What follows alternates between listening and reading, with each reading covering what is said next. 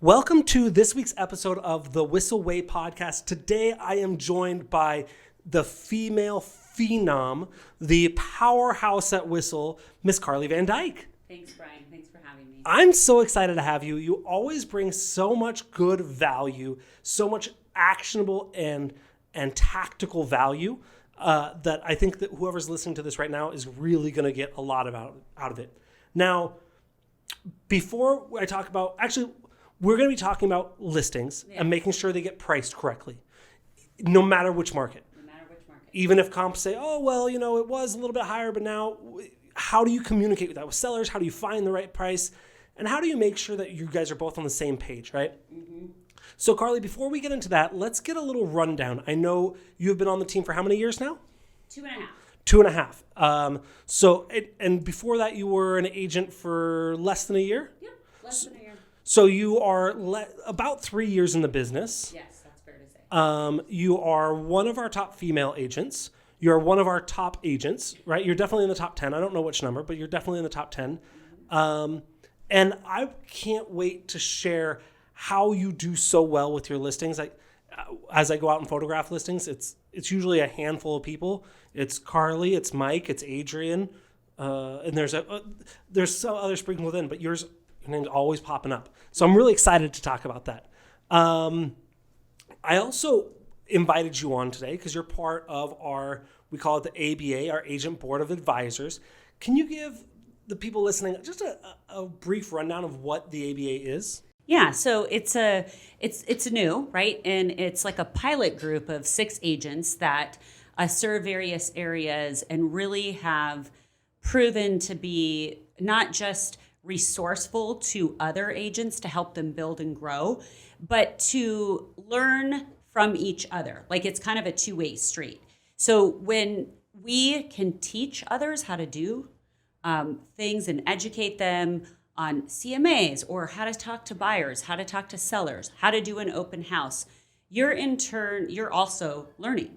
And so it's a give and take, and that it was created really for that purpose, so that our team, we have, I think 125 agents as of today.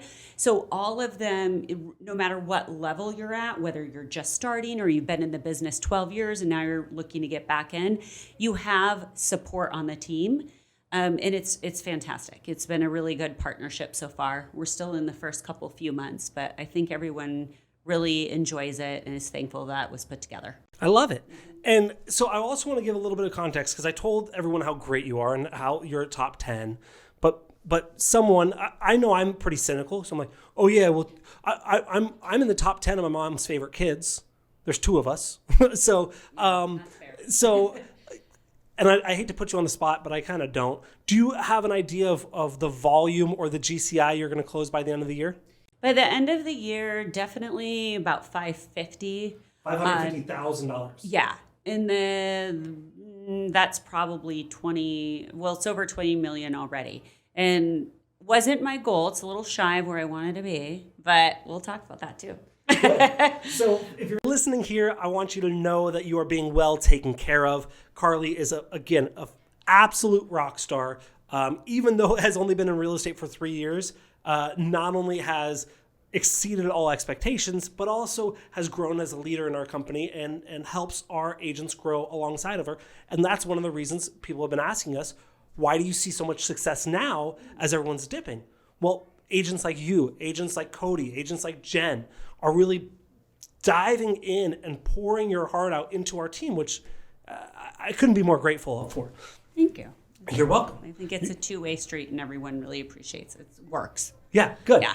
So before we get caught into this, welcome to the Whissel Way podcast. This is the Real Estate Success the Whissel Way podcast, where we give you tips, tricks, and tactics on how to build and grow your business.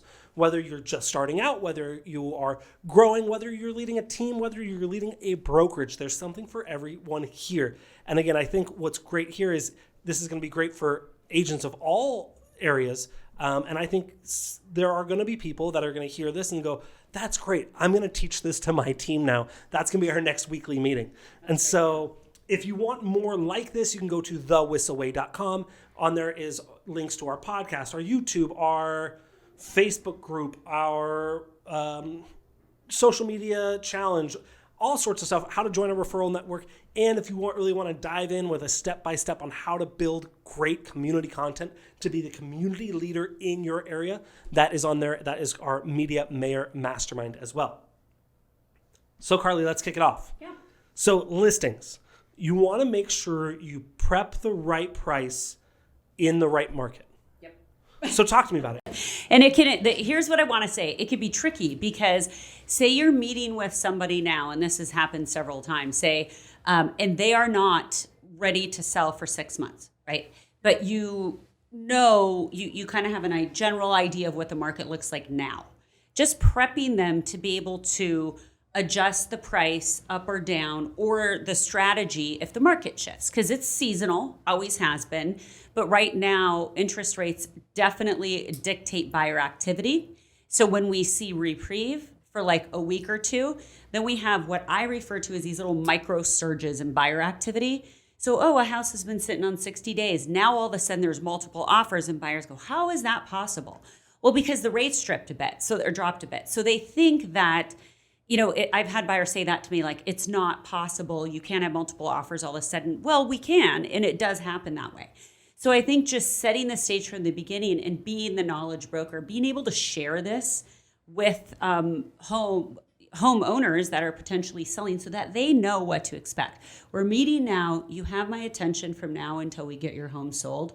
There's no reason to wait, but throughout that time, you're going to have me as your expert, right? Guide you through any market changes and what we might want to pivot or add to our marketing plan when we're ready to list. I love that. And I think what's really important is being the expert and setting that up front lets them know that even though the market does change and it's fairly steady, but like you said, there's weeks of dips and growths that you can help them through that. But what I want to try and do, and what you want to try and do, and what every agent wants to try and do, is avoid getting to that 60 days, 90 days, 120 days on the market and go, well, my plan is to hope for rates to drop, right? So how do we set the stage? So we set the stage for that could happen and setting proper expectations. But what about when it comes to price and communicating with a homeowner that may have one price in their mind when you have a different price in your mind? How do you go through that? That's a great question and probably very common.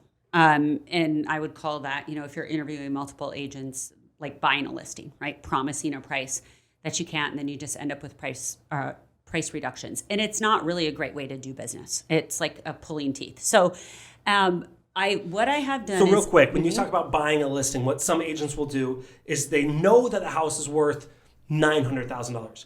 And the seller says, oh, but I want 1.3. Yeah. And they go, and the agent knows in their heart of hearts, it will never sell for 1.3. The highest sale in the city, in the entire world, has been 1.1. And it's way better house. And that would happen 3 months ago. And so the agent knows it's never going to do that price. But they say, anyways, I got you. I'll take it for that deal, knowing fully well that they're just going to beat the seller up down and down and down and down and down until they get to the price where they know it'll sell.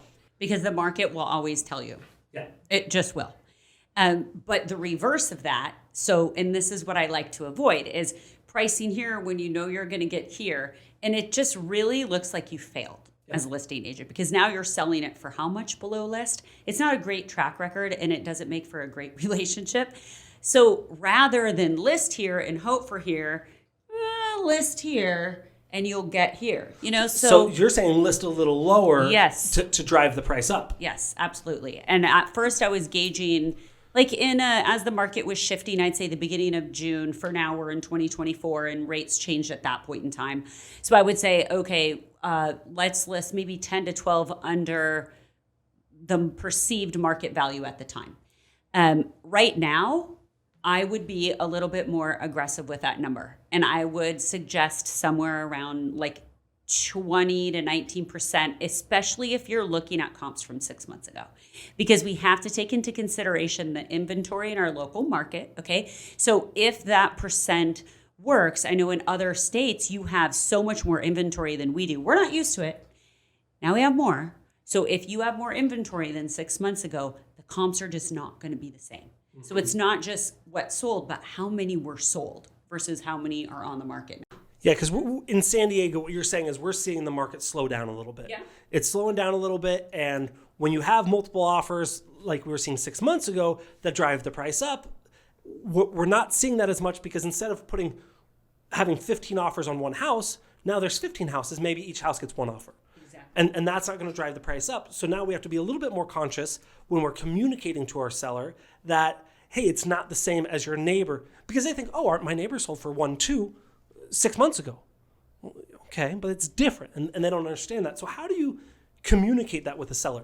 So right now, I think in general, you have a seasonality aspect to it. So if it, right before, say, the Thanksgiving holiday, if we're headed into the holiday season and someone absolutely needs to sell for a very specific reason, there is no question, there is no opportunity to wait till the end of January or February to go on market, then you have to be really strategic with the pricing. So it will change, right? And being able, I think what's successful, especially if someone's living in the home, if say they want, and I can share this story too, I had a seller who wanted 115 on their home.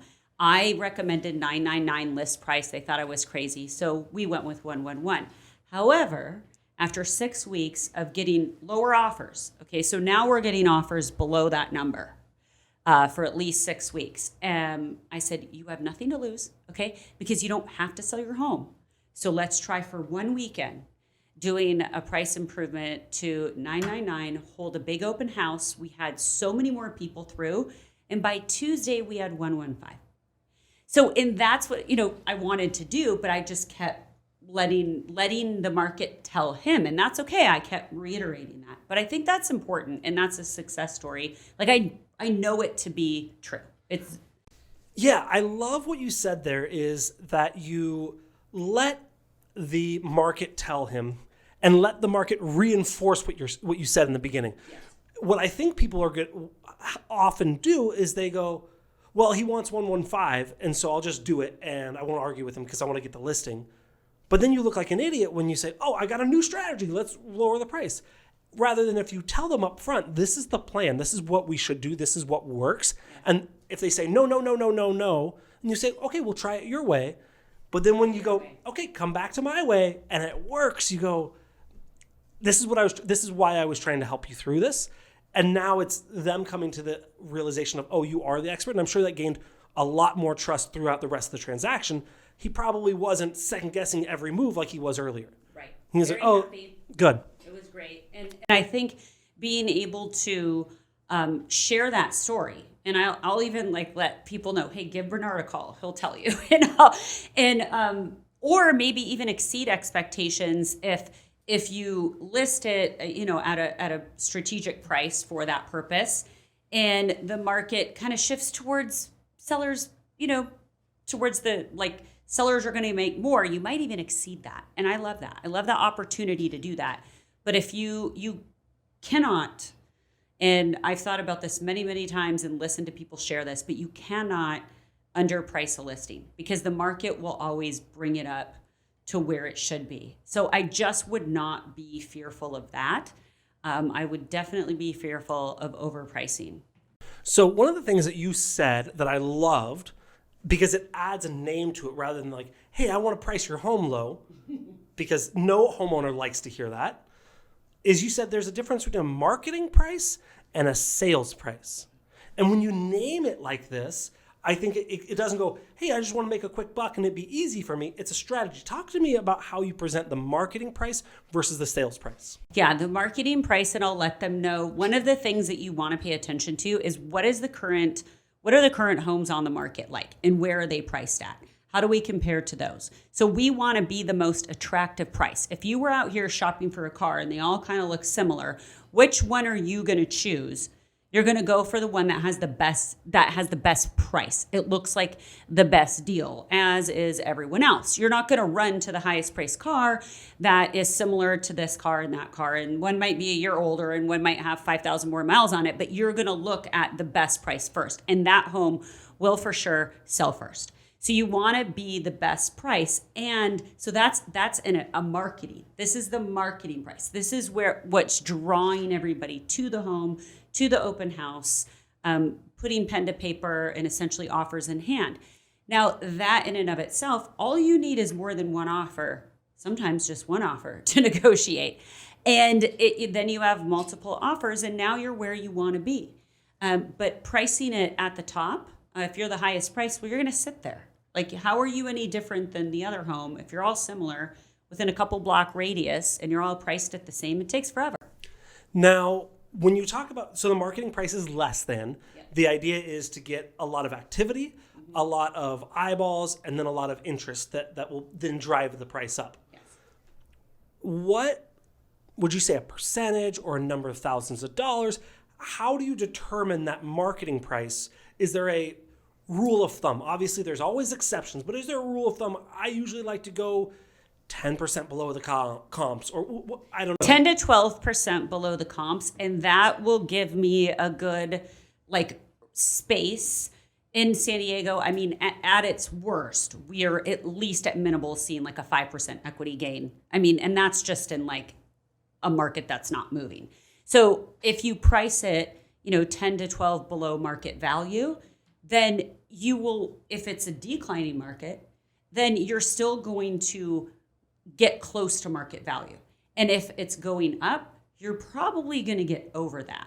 So I would say if there haven't been any comps and it's been, 3 months since anything sold, it's more of an obscure listing, like it's out in the middle of nowhere. There's not a lot of comps, but those that do seem to be able, say you could price it at $1 million. Well, pricing that 20% below list. So I think it's like if you're 55 plus or you're a senior community, or you're very specific to like studio apartments, or if it's out in, far from the city, those are outliers. And I would be a little bit more aggressive with those because they serve just a niche buyer, and it's going to be a smaller buyer pool. Now, how do you, especially we earlier talked about agents willing to buy the listing. I'm a seller, and I think my house is worth $1 million, but I want more for it, obviously. And agent A says they'll list it for 1.2, and you're saying we should list it for 900. Or 999. Sure. Well, but if I think if the comp say it's worth $1 million and you say 10% down, right? That's 900. Okay, gotcha. Right? 899. Sure. Yep. How do you overcome that? That's from 1.2 to 900. That's $300,000 that I'm seeing in a variance. Even though you know that 1.2 is not going to happen, how do you convince the seller of this? Well, it's more about this. Like, what has you wanting to sell your home? And if you can have your home sold now, okay, are you gonna walk away from, say, 115, right? Are you gonna walk away from 112? Likely not. But asking those questions, are you only selling because you think you want 1.2, or are you selling regardless and that's what you want? It's different because people, if they are looking to sell their home, where are we going to? Let's look at what it looks like at the other side. If we're moving somewhere else, let's run those numbers too, because it doesn't really come down all the time to what you sell your home for. What is the net to you? What can we work out in the negotiation from the buyer on that? There's opportunity there. And also, where are you going? Because if you can negotiate that too, it's a partnership, I think, on either side. And if you're not, and you're going to take the money and invest it and go, travel around the world, that's great too. But let's get you to where you're going and get you excited about the other side. I think leaning into that. So you really focus on the motivation. Absolutely. I love that. Mm-hmm. And I think this is something I'm sure you tell people. Just because you get an offer doesn't mean you have to take it, right? Yep. Now, I don't know the answer to this. Uh-huh. If I list my house for $1 million and I get $1 million offer, can I decline that offer? You can decline, you can respond, you can counter them. You can choose just not to respond at this time. It's your house. Yeah. That's the beautiful thing. You don't have to accept anything. So that's when you talk about, hey, I'm going to do my marketing price, which is 10% below what I think what the comps say for today. Mm-hmm. We're not looking at comps from 6 months ago. We're looking at comps from today. What you're going to do is in a changing market. And you say, look, there's literally no fault. There's no risk to the homeowner. Because you say, look, you don't pay me until I sell it, right? And you don't have to accept any offer. So if we do it and I say, hey, let's list it for $899, and you want $1 million, and you get 1-1, and I still don't want it. Well, you can still deny it, right? Yes. I don't know what. Well, not only that, but if you're living in your home, Yeah. okay, if you're living in your property, do you want to wait with showings that are scheduled morning, noon, and night, having to clean your property and move out? That's another reason why paying attention to the list price, asking for 2 days, on the weekend. Let's throw a mega open house, which is amazing to bring the neighbors, and then hold an open where you have a set time so they can be out. It's so convenient to them. But in order to make the most of that open house and drive all of the traffic, let the agents know, hey, just come to the open, send your people to us, send me your card so I know. You got to be friendly with the other agents and invite them to come by.